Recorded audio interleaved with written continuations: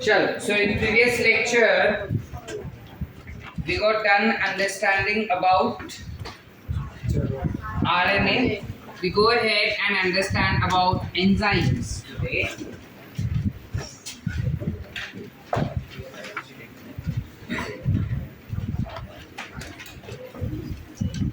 Now, जब हम enzymes का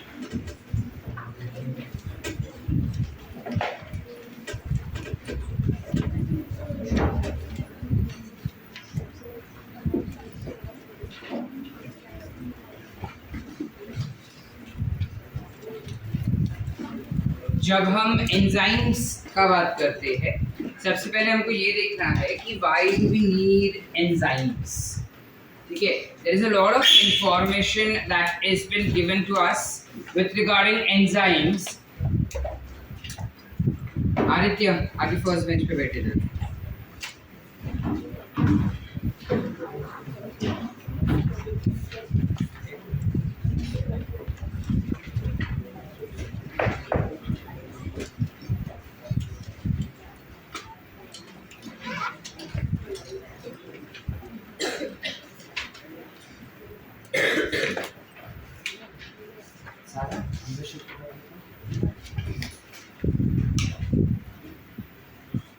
ठीक है, साथ देने का शिफ्ट अंदर.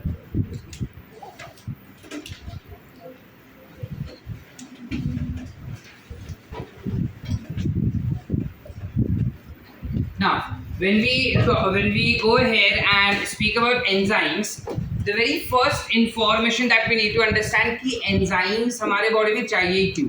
रिमेंबर जब चैप्टर स्टार्ट किए थे ना, तब हम बोले थे कि हमारे बॉडी में जितने भी रिएक्शंस होते हैं, वो सारे रिएक्शंस को होने के लिए हमें एंजाइम्स चाहिए.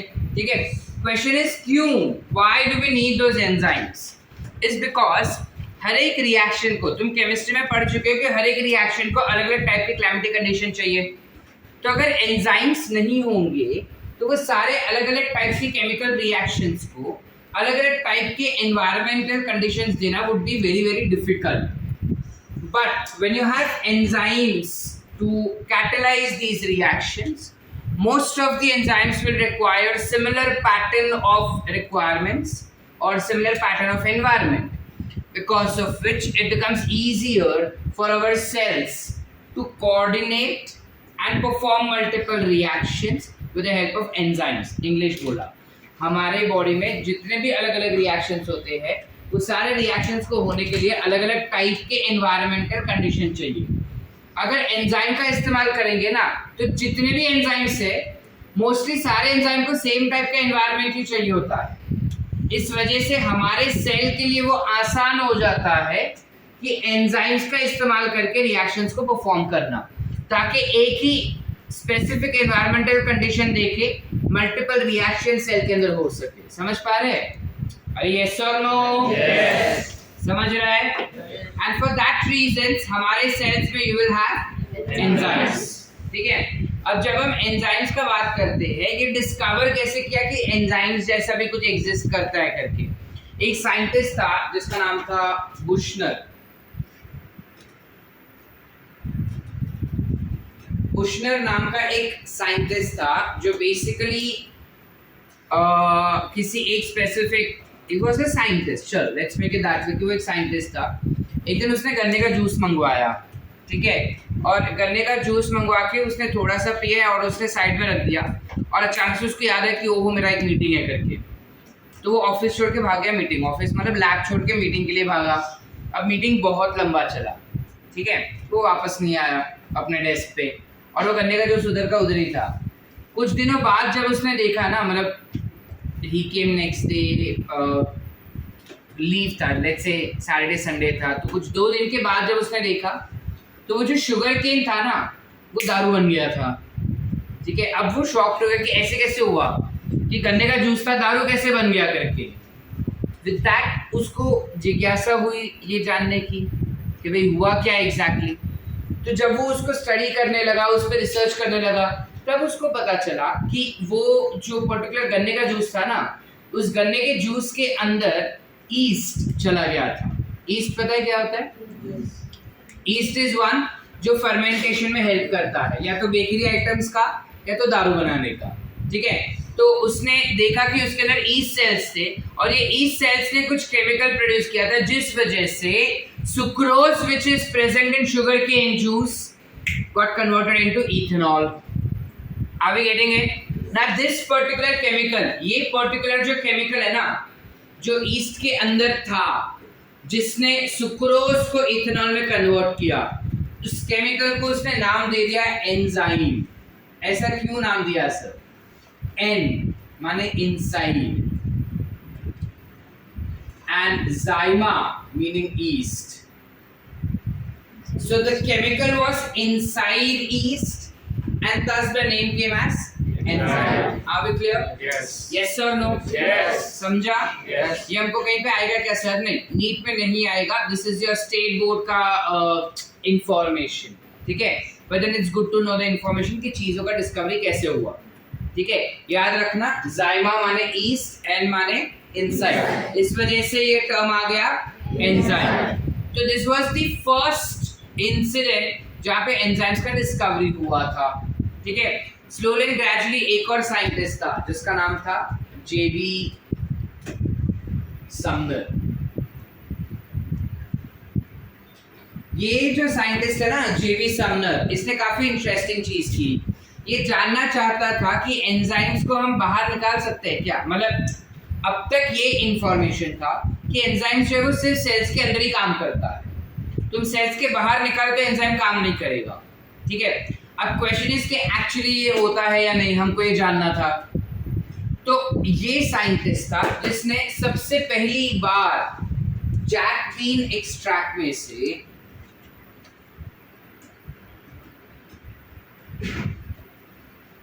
उसने यूरिएज एंजाइम निकाला and he crystallized this enzyme.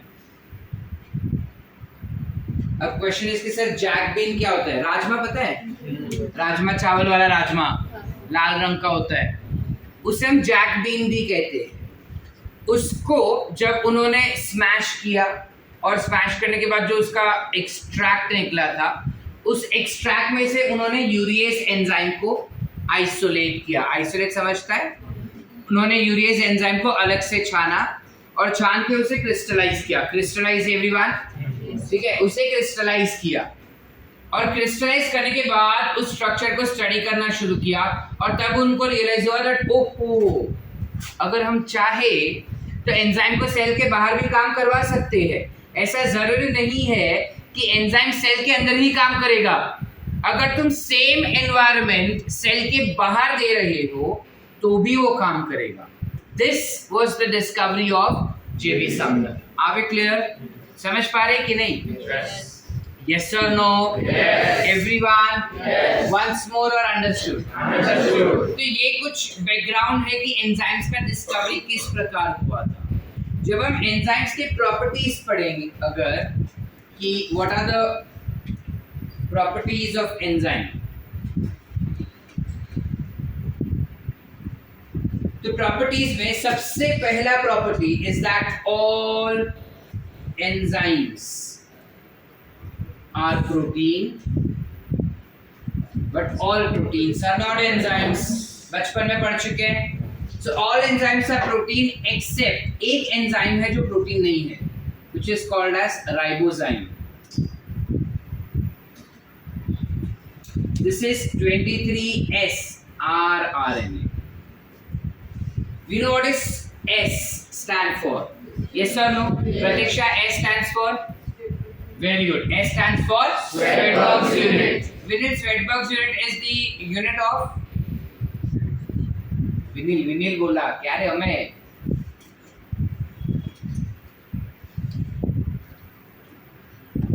पढ़ता नहीं ना घर पे? अथर्व?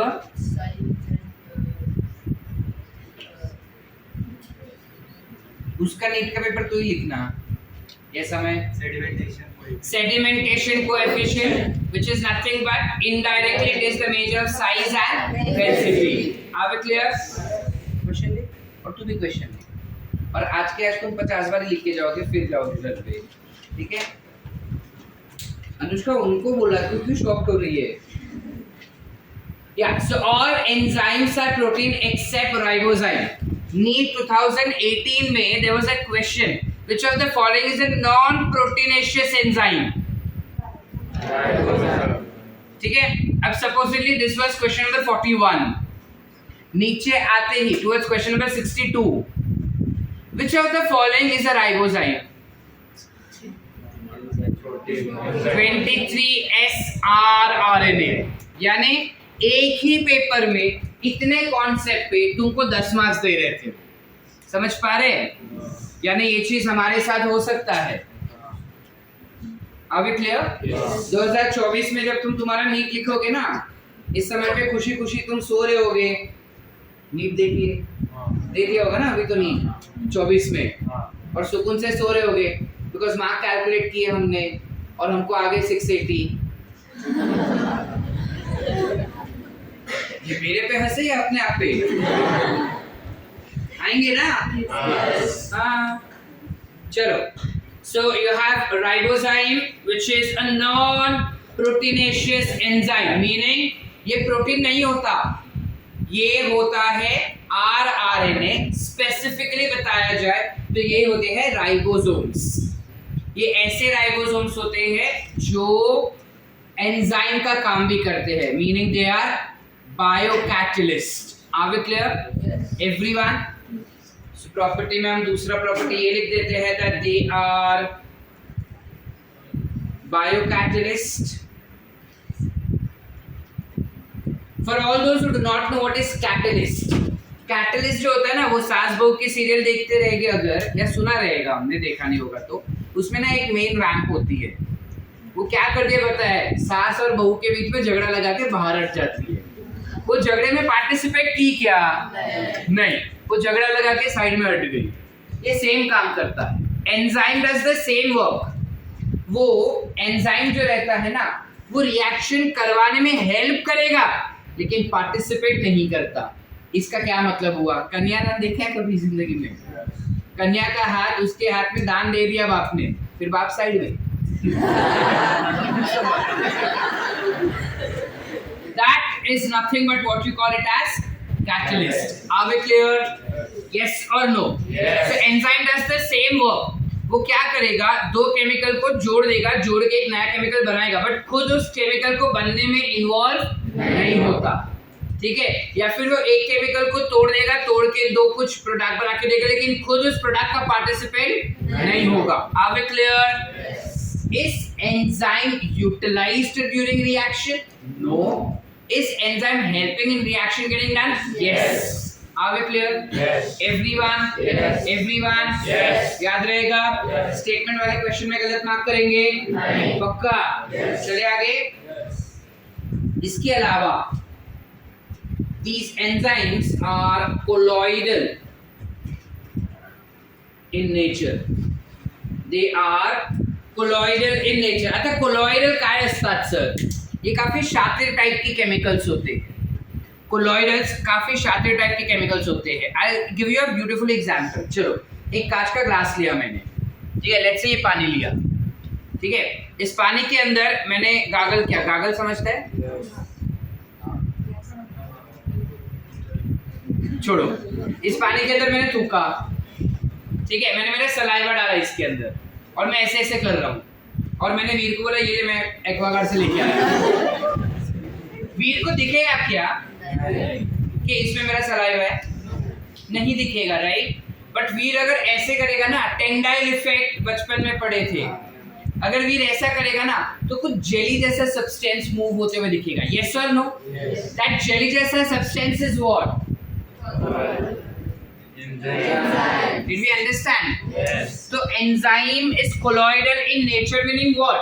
वो पानी के साथ बाइंड तो हो जाएगा, डिसॉल्व नहीं होता. तो इसका क्या फायदा सर? फायदा ये छोड़, लीक के बाहर है. हम क्यों ये colloidal ऐसे? तो when you have enzyme getting colloided, meaning enzyme water के साथ बाइंड करेगा और बाइंड करके उस सॉल्यूशन को होमोजेनस अपीयरेंस देगा. You all have studied about homogeneous solution and heterogeneous solution. ठीक है? पानी में स्टोन डाला, हेटेरोजेनस. पानी में शक्कर डाल के स्टर किया, होमोजेनस। तो this gives false homogeneous appearance. दिखाई ऐसा देता है कि होमोजेनस है, बट होमोजेनस नहीं है। ये हवा भी, हवा के अंदर डस्ट है काफी सारा, हमको नहीं दिखता, लेकिन जैसे ही सनरेज आता है वो डस्ट पार्टिकल्स हिलते हुए दिखाई देते हैं। That is nothing but again those dust particles become colloidal in nature. Are we clear? Do we understand? So enzymes are always colloidal. इसके अलावा जो एंजाइम्स होते हैं they have a larger size as compared to its substrate. Substrate क्या होता है? First lecture में बताया था मैंने। Very good. जो रिएक्टेंट्स होते हैं ना नॉर्मल रिएक्शन में, हम bio that is metabolic activity में या मेटाबॉलिक रिएक्शन में उन रिएक्टेंट्स को we call it as substrate. So enzyme जो होता है ना वो सबस्ट्रेट से हमेशा बड़ा होता है, हमेशा। जिस वजह से अगर तुम आर्टिफिशियली प्रसन्न, अगर तुम आर्टिफिशियली कोई केमिकल रिएक्शन परफॉर्म करना चाहते हो, जैसे लेट्स से पार्थ को ये देखना है कि सर स्टार्च, अमाइलेज जो होता है वो स्टार्च को डाइजेस्ट करता है और स्टार्च को डाइजेस्ट करके ग्लूकोज बनाता है, मेरे को देखने का है। अब मैं उसको किसी के बॉडी के स्टमक के अंदर या फिर उसके इंटेस्टाइन के अंदर डाल के दिखा नहीं सकता, माउथ के अंदर डाल के दिखा नहीं सकता कि भाई ऐसा होता है। What is the easiest task I do? I take an test tube and I add substrate which is starch, I add enzymes. Now question is that when this reaction happens, substrate is always in larger quantity.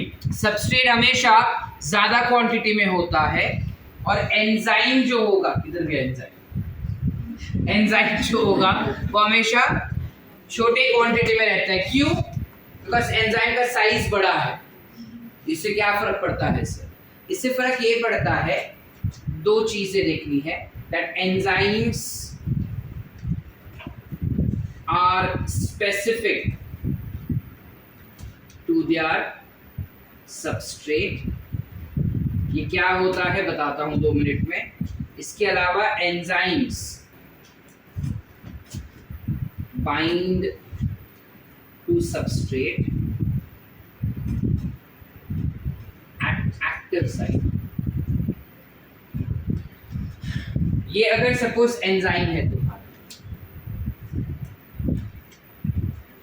Supposedly if this is the enzyme, ठीक है, अगर ये suppose enzyme है और हमारे पास बहुत सारे substrate है, कुछ ऐसे दिखाई दे रहा है, ये अलग अलग केमिकल मॉलिक्यूल्स है, ठीक है। Let's say I have named 1 2 3 4 5। ये सारे सबस्ट्रेट्स अलग अलग टाइप के सबस्ट्रेट है जो सॉल्यूशन में दिए गए और एक एंजाइम भी दिया है। एंजाइम के पास ना एक साइट होता है ये, जहां पे सबस्ट्रेट बाइंड होता है। This site is called as substrate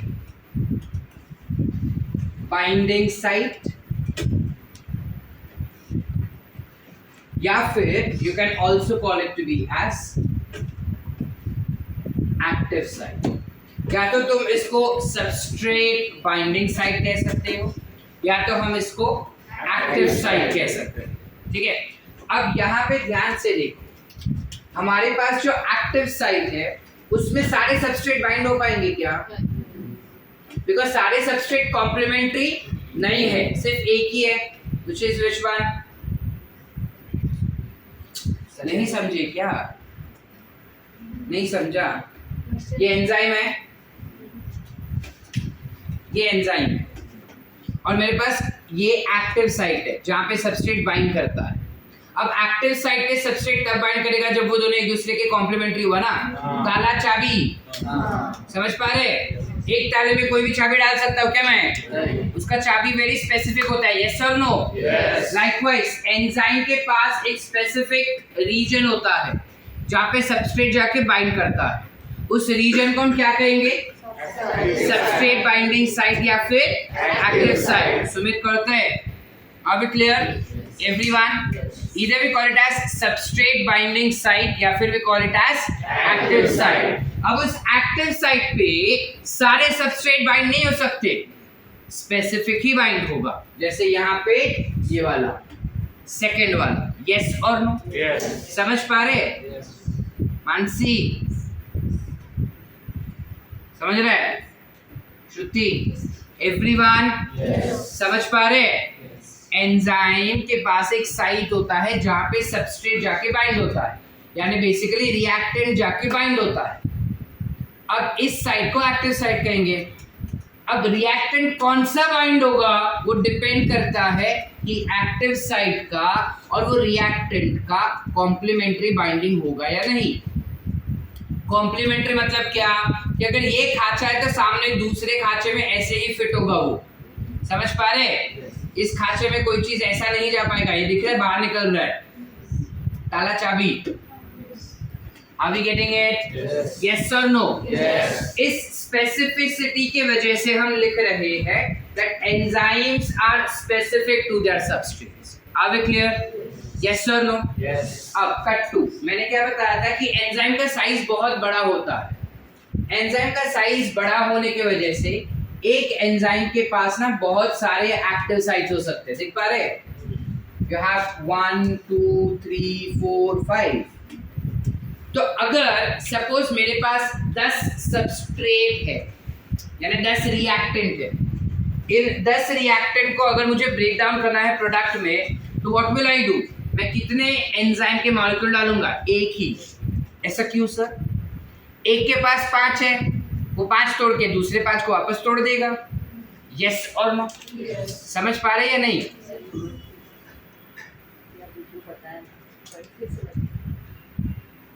enzymes जो होते हैं उसका साइज बड़ा होता है और एक एंजाइम के पास बहुत सारे एक्टिव साइट्स होते हैं. अब एक एंजाइम एक ही सबस्ट्रेट के लिए बना होता है. समझ पा रहे हैं कि नहीं समझ पा रहे? एक ताले के पास एक ही चाबी लगा सकते हैं. समझ पा रहे? उस ताले के पास अगर अलग अलग छेद होंगे ना, तो सारे छेदों में वही एक चाबी लग सकती है और दूसरी कोई नहीं. Are we getting the point or not? ताला बड़ा होता है या चाबी? सेम चीज. ये ताला है और ये उसकी चाबियां हो गई. समझ पा रहे हैं? एक ताले में बहुत सारे एक्टिव साइट्स है, जिस वजह से जब हम रिएक्शन परफॉर्म करते हैं तो एंजाइम हमेशा कम जाएगा, सबस्ट्रेट ज्यादा रहेगा. Are we clear? यानी कि अगर मैं 10 ml का स्टार्च ले रहा हूं ना, तो उसको डाइजेस्ट करने वाला एंजाइम अमाइलेज, उस अमाइलेज को मैं 10 ml नहीं डालूंगा सामने, अमाइलेज को मैं डालूंगा 0.1 ml ही सिर्फ. समझ पा रहे कि नहीं? क्यों हम 0.1 ml डालेंगे? बिकॉज एक एंजाइम पहले तो उसका साइज बड़ा है, दूसरा उसके पास बहुत सारे एक्टिव साइट्स हैं. Are we clear everyone? Any doubts? नक्की जाओ या पुढे. Next point. Enzymes functions best at enzyme optima. ये क्या बात हो गया सर? एंजाइम ऑप्टिमा वगैरह क्या बात कर रहे हैं? देखो, मैंने ना अमय को पूछा कि अमय तू मेरे लेक्चर में मैक्सिमम कितना कंसंट्रेट कर पाएगा, कितने टाइम तक कंसंट्रेट कर पाता है? हमें बोला सर मैक्सिमम 1 मिनट. 1 मिनट के बाद मेरा ध्यान भटक ही जाता है. आपके सामने उससे ज़्यादा हम देख ही नहीं सकते. ठीक है? अब विद दैट मैंने उसको पूछा कि भाई ऐसा क्यों? अगर सपोज मुझे वो पूरा का पूरा 1 मिनट चाहिए तेरा अटेंशन, तो उसके लिए मेरे को क्या करना होगा? तो बोला पहले तो मैं किधर बैठा हूँ वो देखना होगा, फिर मेरे आसपास कौन बैठा है, ठीक है, आप कौन सा टॉपिक पढ़ा रहे, मेरा नींद पूरा हुआ है या नहीं, मेरा पेट भरा हुआ है या नहीं, ठीक है, मैंने कपड़े कंफर्टेबल पहने या नहीं, एसी चालू है या नहीं, ठीक है, कौन से बेंच पे बैठा हूँ. ये सब फैक्टर्स अगर फेवरेबल हुए तो पूरा 1 मिनट आपका, ठीक है, अगर नहीं हुए तो मेरा भरोसा नहीं. 30 सेकंड का हो सकता है, 20 सेकंड भी हो सकता है, 10 सेकंड भी हो सकता है, उसके बाद में मस्ती तो करेगा। Are you getting the point कि नहीं समझे? एंजाइम का भी सेम होता है, हर एक एंजाइम को एक स्पेसिफिक एनवायरमेंटल कंडीशन चाहिए, specific temperature, specific pH, specific substrate concentration, ठीक है। अगर ये सारे चीजें फेवरेबल हुई तो एंजाइम उसका बेस्ट एक्टिविटी देता है, लेकिन अगर ये सारे एक्टिविटीज बराबर नहीं हुआ तो एंजाइम का एक्टिविटी भी बराबर नहीं होगा। आप ये क्लियर? हमको पता है, हमेशा बताया जाता है कि खाने के बाद तुरंत पानी नहीं पीना चाहिए। क्यों ऐसा होता है? बिकॉज जब तुमको भूख लगता है ना, तुम्हारे पेट के अंदर गर्मी हो जाती है। गर्मी माने गर्मी नहीं, but then your stomach has a little high temperature because enzymes are ready. पेट में पेप्सिन रेडी है, वो बोल रहा है खाना लाओ, मैं खाता है। अब उसमें अगर तुम खाना खाए, वो पेप्सिन को मस्त गर्म वाला एनवायरनमेंट मिल रहा है जिसमें वो काम कर रहा है। अब खाना खाने के बाद तुमने पानी पी लिया, पानी पीने की वजह से एक तो पहले तुम्हारा खाना डाइल्यूट हो गया, दूसरा तुम्हारा एंजाइम डाइल्यूट हो गया। एंजाइम को जो ठंडा एनवायरनमेंट था, गर्म एनवायरनमेंट था, वो ठंडा हो गया, वो ढंग से काम नहीं कर पाता। तो जो डाइजेशन तुम्हारा आधे घंटे में, 1 घंटे में, 2 घंटे में होने वाला था, अब it takes 4 hours. Are we getting or not? Gaurav बोलता है सर मैं तो हर 2 मिनट पे खा लेता हूँ, मेरे को कैसा ऐसा होता है? फिर ये वाला, ये दुबे वाला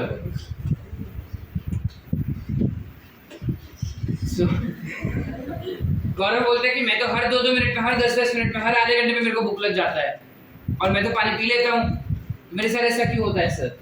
इट डिपेंड्स बॉडी में, तुमको भूख नहीं लगा रहता है। हम एंजाइटी में भी खाना खाते हैं। एंजाइटी समझता है? जब अपन ऐसा बहुत उत्सुक रहते हैं या टेंस्ड रहते हैं, ठीक है, या डरे हुए रहते हैं, इन कंडीशंस में भी हम खाना खाते हैं, भूख नहीं रहेगा तो भी। करते क्या पार? जब एसएससी का बोर्ड एग्जाम था तब हम खाना ज़्यादा खाते थे। नींद अपने को अभी नहीं आता था ना एसएससी के वैकेशन में, लेकिन डॉट बोर्ड एग्जाम के कितना नींद आता था। Are you getting it? Yes or no, beta? Yes. So that's what I'm trying to explain here, that you require enzyme optima. कुछ optimum environmental condition चाहिए enzymes को best function करने के लिए। समझ पा रहे? Yes or no? Yes. इसके अलावा हम एंजाइम को कैटलिस्ट तो बोल रहे हैं कब के, लेकिन एक बहुत ही इंपॉर्टेंट, अच्छा इधर लिखा तो देखिएगा पीछे, एक बहुत ही इंपॉर्टेंट चीज हमको एंजाइम के बारे में पता लगाना है। वो क्या? कि एंजाइम जो होता है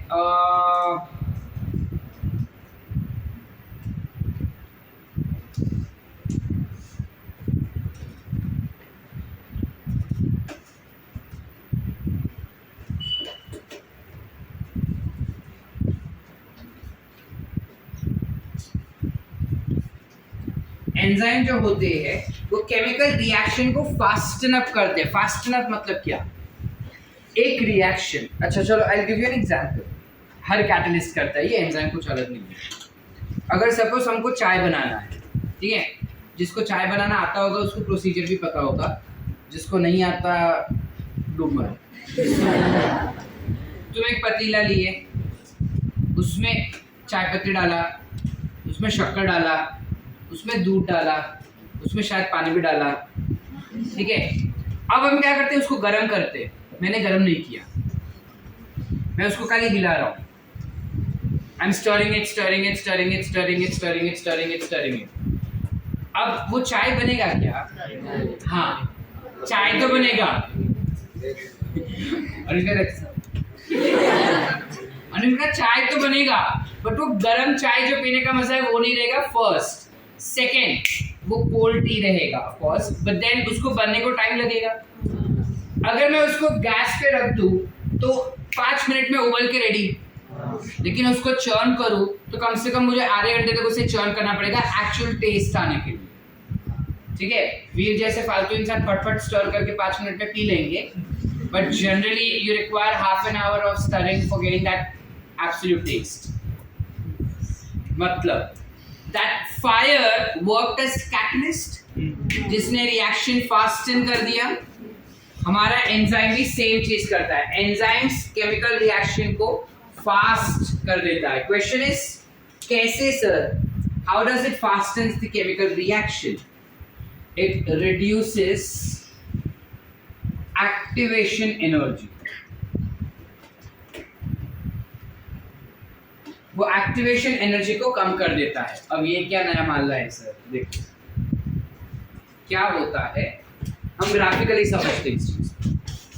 लेट्स से रेड कलर नहीं दिखता ना,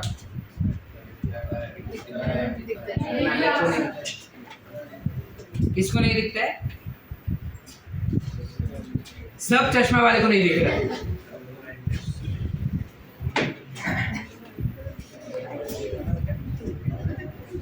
लेट्स से ओके चलो, लेट्स से हम ग्राफिकली समझते इस पार्ट को.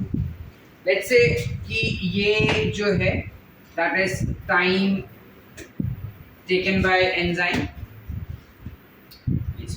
Yes. ठीक है, and this is the energy required.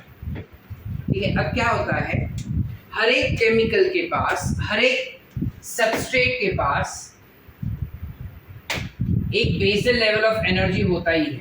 ध्यान से देखना, ये पार्ट इंपॉर्टेंट है, नीट में काफी बारी पूछ चुके हैं घुमा के. हर एक एंजाइम के पास एक बेसल लेवल ऑफ एनर्जी होता है. हर एक सबस्ट्रेट के पास, every reactant has some basic amount of energy. ठीक है, मतलब अगर ये पेन गिनोगे ना, इस पेन के पास एनर्जी होता है, ये शर्ट के पास एनर्जी है, ये बेंच के पास एनर्जी है, तुम्हारे बॉडी के अंदर एनर्जी है, तुम्हारे बॉडी के अंदर सेल्स है, वो सेल्स में एनर्जी है, वो सेल्स में लिपिड है, लिपिड के पास बेसिक एनर्जी है. वाई एनर्जी है? Because it has electrons and protons present in them which provides them that energy. Are we getting it? Yes और नो? यस. तो हर एक सबस्ट्रेट के पास बेसिक अमाउंट ऑफ एनर्जी रहता ही है. अब क्या करता है, अगर उसे टूटना है, अगर उसे प्रोडक्ट में कन्वर्ट होना है, तो एनवायरनमेंट से एक्स्ट्रा एनर्जी खींचेगा. समझ पा रहे या नहीं? जैसे अगर मैं इस वक्त पार्थ को इधर खड़ा कर दूं, ठीक है, तो पार्थ गिरेगा क्या? नहीं. लेकिन मैं पार्थ को ना लेट्स से 2 घंटे के लिए कॉन्स्टेंटली उसको ऐसे अपने जगह पे ऐसे करवा रहा हूँ, फास्ट भगा रहा हूँ उसको, फास्ट. ठीक है, एक्सरसाइज करवा, एकदम लेग एक्सरसाइज. वो 2 घंटे के बाद जब खड़ा रहेगा ना, ऐसे ऐसे करके गिर जाएगा. Yes sir no? And you all have faced this. जब तुम कहीं एकदम जबराट फास्ट भाग के जाते हो, जबरदस्त फास्ट भाग के जाते हो, आफ्टर दैट जब तुम उधर खड़े रहते हो ना, तुम पहले बैठ जाते हो. व्हाई? बिकॉज पैर तुम्हारा साथ नहीं देता. पैर दुखता है क्या? दुखता नहीं है, पैर हिलने लगते हैं. Why? Because it has maximum energy produced. सबसे ज्यादा एनर्जी तुम्हारे पैर ने प्रोड्यूस किया है, इस वजह से तुम्हारे पैर शेक हो रहे, वो स्टिल नहीं रह पा रहे. सब्सटेंस के साथ भी सेम होता है. जब सबस्ट्रेट का बात करते हैं ना, ये सबस्ट्रेट के पास बेसिक एनर्जी होता है.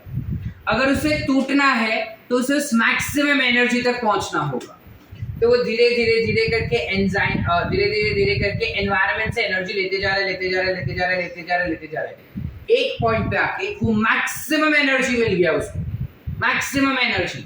अब it comes at unstable form. Substrate will come at the unstable form. Unstable form में वो टिक नहीं पाता, इसलिए फट से टूट जाएगा और टूट के बन जाएगा product. Are we clear? Yes और नॉट? यस. नहीं समझे? समझा. सबको समझा? यस. वंस मोर और अंडरस्टूड? अंडरस्टूड. एवरीवन? यस.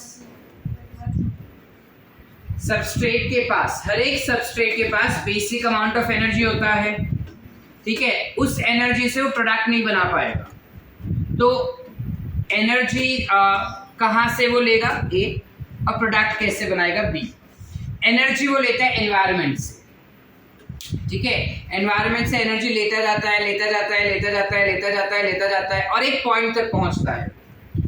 इस पॉइंट को, ये जो मैक्सिमम पॉइंट अपने को यहाँ पे दिख रहा है ना, इस पॉइंट पे सबस्ट्रेट उसकी पीक, चरम सीमा पे है. वो किस चीज के? एनर्जी के. मैक्सिमम एनर्जी है इस पॉइंट पे, जहां पे सबस्ट्रेट जो है वो अनस्टेबल फॉर्म पे है. And that unstable form is called as transition state. We call it as transition state. Are we clear? Everyone? Yes. Any doubts? No. It is a transition state. जैसे वो transition state पे पहुंचता है, वो unstable होता है, इससे फटाक से टूट जाएगा और टूट के प्रोडक्ट बनाएगा।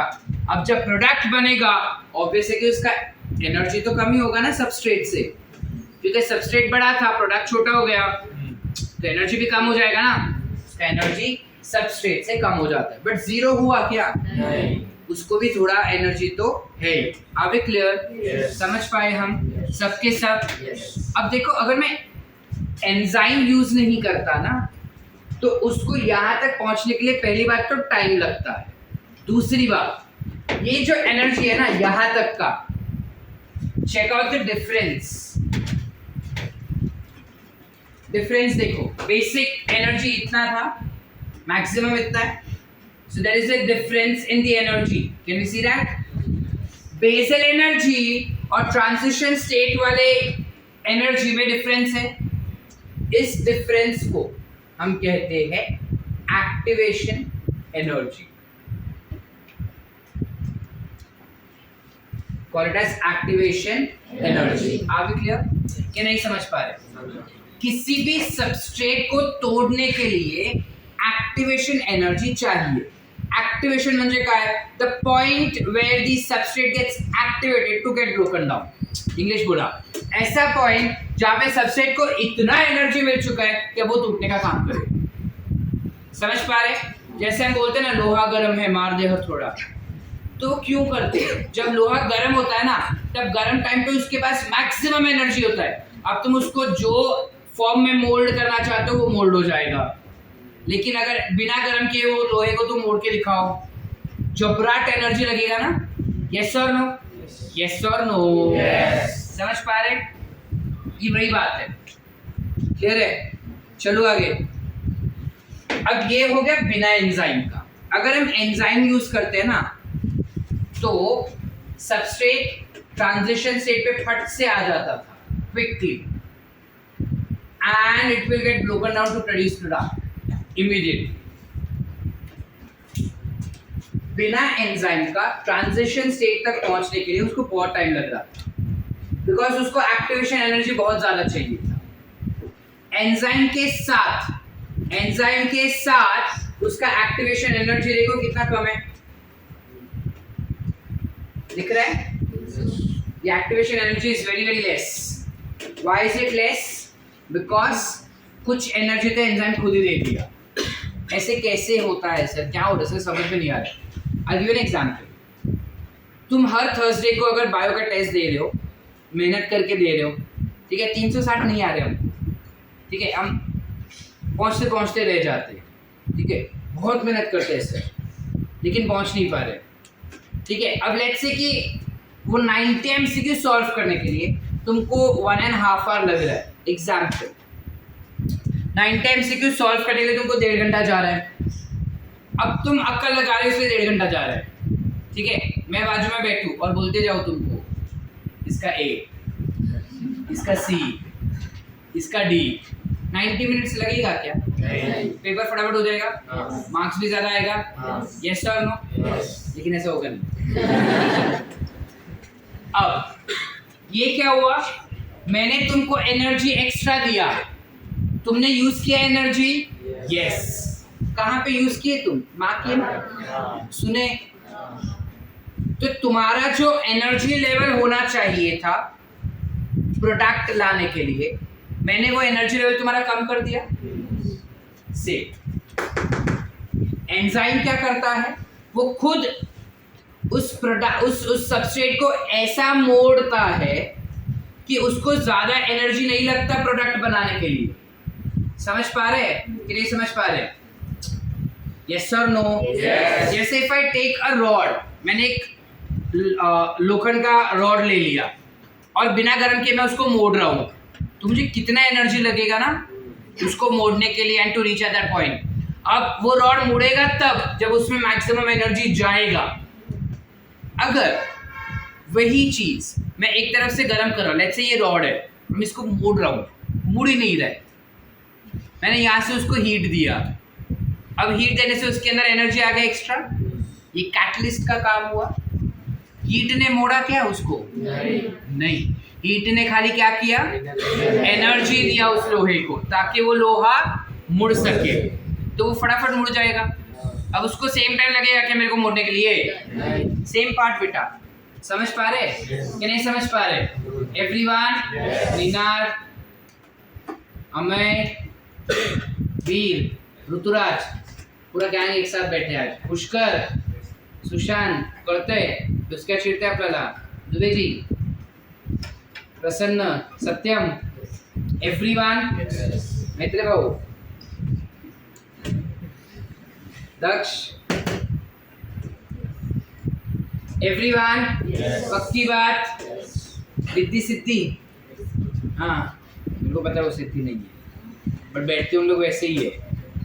क्लियर है एवरीवन? Any doubts? तो यहाँ पे क्या हो गया, एक्टिवेशन एनर्जी कम हो गया। अब लेट्स से कि यहाँ से यहाँ पहुंचने के लिए उसको लग रहे थे 10 मिनट, अज्यूम कर रहे, बिना एंजाइम के 10 मिनट में एक प्रोडक्ट मिल रहा था। यहाँ से यहाँ पहुंचने को उसको लगा 2 मिनट। अब 10 मिनट में कितना प्रोडक्ट मिला मेरे को?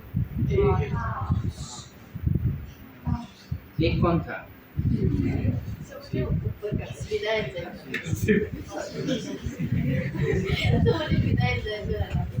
सबस्ट्रेट को प्रोडक्ट तक पहुंचने के लिए बिना एंजाइम का 10 मिनट लगा। 10 मिनट में एक प्रोडक्ट दिया।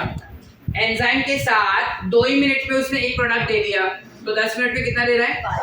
फास्ट हुआ। तुम्हारे एनसीईआरटी में ना स्टेटमेंट दिया है कि जब तुम एंजाइम्स का इस्तेमाल करो तब 1 लाख टाइम्स या 35,000 टाइम्स या ऐसे कुछ मिलियंस ऑफ टाइम्स प्रोडक्ट और रिएक्शन का स्पीड बढ़ जाता है, जिस वजह से अगर 1 मिनट में तुमको कुछ 600 प्रोडक्ट मिल रहे, अब उसी टाइम में तुमको लाखों प्रोडक्ट मिल सकते हैं। क्यों लाखों प्रोडक्ट मिल पाएंगे? बिकॉज वो रिएक्शन को फास्ट करता है। कैसे फास्ट करता है? एक्टिवेशन एनर्जी को रिड्यूस करके। किया ना रिड्यूस उसने? समझ पा रहे कि नहीं? Are we clear up till here? Yes. Everyone? Yes. Any doubts? No. आगे चलूं? Yes. या इन्फॉर्मेशन ज्यादा हो जाएगा? लिखना है पहले इतना, फटाफट चलो quick. We still have some points to write. इतना पहले क्विकली लिखो, फिर आगे चलते हैं।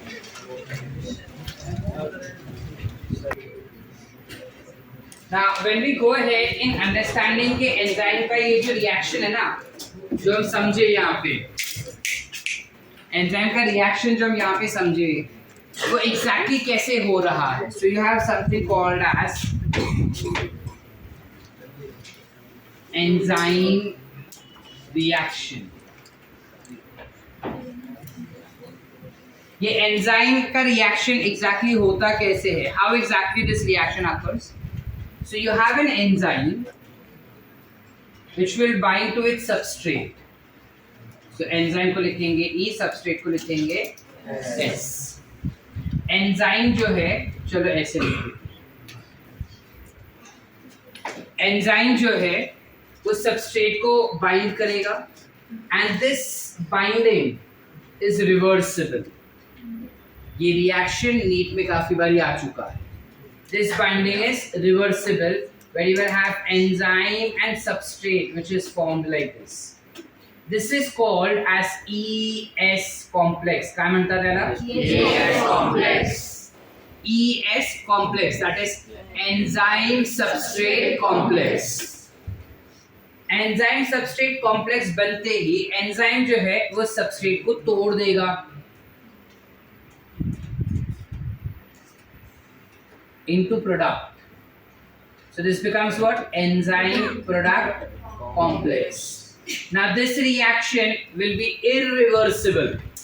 एक बार प्रोडक्ट बन गया तो वापस सबस्ट्रेट नहीं बनेगा, तो ये irreversible reaction हो गया। आगे जाके क्या हो जाएगा? You will have enzyme which has came to its own point and you will have product. This becomes enzyme plus product. Are we clear? Yes. Yes or no, beta? Yes. Are we clear up till here? This becomes the chemical reaction of how enzyme. This becomes the basic understanding कि how exactly enzyme tends to react with substrate and forms product. ठीक है? ये अपने को समझा रहा है कि एंजाइम जो है वो सबस्ट्रेट के साथ कैसे इंटरैक्ट करता है और इंटरैक्शन करने के बाद कैसे वो प्रोडक्ट बना के देता है। Are we clear? Did you understand? अब पहले ना ये माना जाता था कि एंजाइम और सबस्ट्रेट दोनों ना लॉक एंड की पैटर्न में बाइंड होते हैं एक दूसरे को। सो एक साइंटिस्ट था एमिल फिशर नाम का,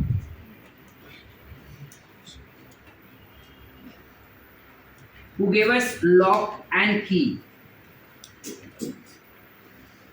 method of enzyme reaction, जहाँ पे वो बताता था कि अगर ये एंजाइम का एक्टिव साइट है तो सबस्ट्रेट जो है वो एग्जैक्ट कॉम्प्लीमेंट्री होता है उसका, एकदम ताला और चाबी के जैसा, एकदम ताला और चाबी के जैसा, और वो सबस्ट्रेट को ब्रेक करता है और ब्रेक करके सबस्ट्रेट को रिलीज कर देता है, मतलब प्रोडक्ट को रिलीज कर देता है, ऐसा माना जाता था। तो पहले सब बोले कि हाँ करेक्ट है, बरोबर है। लेकिन बाद में कुछ साइंटिस्ट बोले कि अगर ताला और चाबी एग्जैक्ट कॉम्प्लीमेंटरीली बैठ गए तो उनके पास कोई फ्री स्पेस ही नहीं है कि वो इसको तोड़ के आगे कुछ बना सके। समझ पा रहे? जैसे अगर यहाँ पे हमने सेल डाल दिया, ये सेल एकदम अगर एग्जैक्टली कॉम्प्लीमेंट्री है तो मैं सेल को इसमें तोड़ पाऊंगा क्या? नहीं टूटेगा वो। उसको तोड़ने के लिए जब मैं इसको ऐसा जोर से यहाँ से दबाऊं तो वो सेल के पास स्पेस होना चाहिए ना टूटने के लिए। समझ पा रहे कि नहीं? श्रुति, एवरीवन नक्की करते कि नहीं? तो सेल के पास स्पेस होना चाहिए कि वो टूट सके। अब उसके पास वो स्पेस ही नहीं बचता तो लॉक एंड की फैक्शन सही है क्या? नहीं। तो लोगों ने बोला कि नहीं, ये सही नहीं है, इस तरीके से नहीं हो सकता, कुछ अलग लॉजिक होगा एंजाइम और सबस्ट्रेट के रिएक्शन का। माइंड यू, पहले एमिल फिशर का एक्सेप्ट कर लिया था, बाद में जब लोग और सोचने लगे इसके बारे में तब बोले कि ये नहीं हो सकता। तो एक नया चीज आया, कॉशलैंड नाम का एक साइंटिस्ट था, उसने बताया कि लॉक एंड की मेथड नहीं लेकिन induced fit model will be utilized for enzyme reaction। अब induced fit क्या होता है? induced fit में वो बताता है कि जो एंजाइम का एक्टिव साइट होता है ना वो एग्जैक्ट कॉम्प्लीमेंट्री नहीं होता। दिख रहा है? पहले हमने क्या बोला? एग्जैक्ट कॉम्प्लीमेंट्री है। induced fit में वो क्या बता रहा है कि एंजाइम और substrate they are not exactly complementary. जब सबस्ट्रेट आता है और एंजाइम को थोड़ा सा बाइंड होता है तो एंजाइम उसका स्ट्रक्चर थोड़ा चेंज करता है। जब सबस्ट्रेट एक्टिव साइट पे बाइंड होगा तब वो एक्टिव साइट की तरफ एंजाइम उसका स्ट्रक्चर थोड़ा चेंज करता है, फिर वो प्रोडक्ट में कन्वर्ट करता है, प्रोडक्ट को रिलीज करके वो वापस अपने ओरिजिनल शेप पे आ जाएगा। इससे हम कहते हैं इंड्यूस्ड फिट। समझ पा रहे कि नहीं? यस और नो? जैसे तुम जूता खरीदते हो तो जूते का एक शेप होता है ना? जब तुम पहली बारी पैर डालते हो ना तो तुम्हारा पैर सिकुड़ा हुआ दिखाई देगा या तुम्हारा पैर एडजस्ट नहीं होता है, लेकिन जैसा तुम उसको पहन के यूज करना शुरू करते हो ना वो जूते का शेप तुम्हारे पैर के शेप के साथ मॉडिफाई हो जाता है। यस और no? That is what called as induced fit, कि वो तुम्हारे एग्जैक्ट फिटिंग का नहीं था लेकिन पैर में डालने के बाद थोड़ा कंफर्ट मिला तो तुमने बोला कि हाँ ये साइज बराबर है। तुम चाहे तो छोटा साइज भी ले सकते थे। समझ पा रहे कि नहीं समझ पा रहे? इंड्यूस फिट यानी क्या कि एंजाइम और सबस्ट्रेट एग्जैक्ट कॉम्प्लीमेंट्री नहीं है, वो एग्जैक्ट कॉम्प्लीमेंट्री बाद में बनता है, एक बारी बाइंड होने के बाद। समझ पा रहे हैं कि नहीं समझ पा रहे? Are we clear? और लॉक एंड की क्या बोलता है कि वो एग्जैक्ट कॉम्प्लीमेंट्री है, I can not accept it. Are we clear? Yes. Everyone? Yes. This particular concept, ये जो हम बता रहे हैं ना लॉक एंड की मॉडल वाला और इंड्यूस्ड फिट मॉडल, ये तुम्हारे बोर्ड्स के लिए है। नीट में आज तक इस पे क्वेश्चन नहीं आया, तो मैं डालूंगा क्या तुम पेपर में? मैंने पढ़ा है ना, मैं डालूंगा। ठीक है?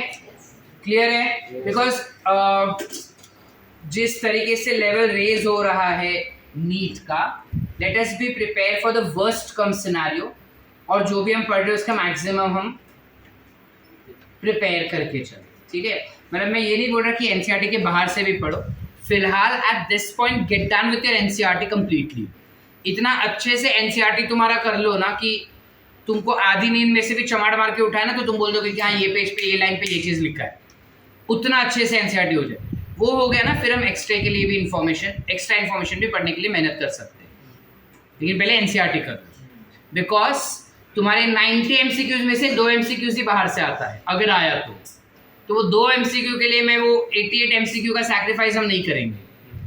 हम 88 एमसीक्यू के 4 मार्क्स पहले ले लेंगे और फिर वो 10 मार्क्स के लिए रोएंगे, ठीक है।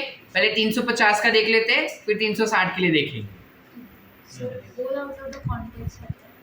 It won't be out of context completely, but then it would be an applicative thing, like I just taught you right now. So with this respect, when you say that which are the following models will be accepted, so that is not whole out of the context. It's not a scene कि मेरे NCERT में मुझको पता ही नहीं enzyme क्या होते हैं, ठीक है। और ऐसा भी नहीं कि एंजाइम सबस्ट्रेट रिएक्शन क्या होता है मुझे पता ही नहीं है। I do know what the enzyme substrate reactions are. It is just about the model concept which is not given in NCERT. But then they are expecting you all to know this concept because it's a very general thing. अब उनको नहीं ना पता, मैं SSC board से हमको general चीज़ें नहीं पता होती है, इससे तुमको दे रहा हूँ। जितने पॉसिबल मैक्सिमम इन्फॉर्मेशन है me and Mubin sir both are providing you, ठीक है। पोस्ट दैट एक्स्ट्रा चीज़ें करनी है अभी नहीं, अभी हम फिलहाल सिर्फ NCERT करेंगे, ठीक है। एक पॉइंट आएगा जब हमको ऐसा लगेगा कि नहीं भाई इस बच्चे को NCERT पूरा अच्छे से आ रहा है, अब इससे आगे करना चाहिए, हम उस बच्चे को बोलेंगे कि भाई तू अब आगे का पढ़, यू आर डन। बट जब तक वो हमारा नहीं होता हम क्यों वो 2 क्वेश्चन के लिए रोए, बराबर ना श्रुति।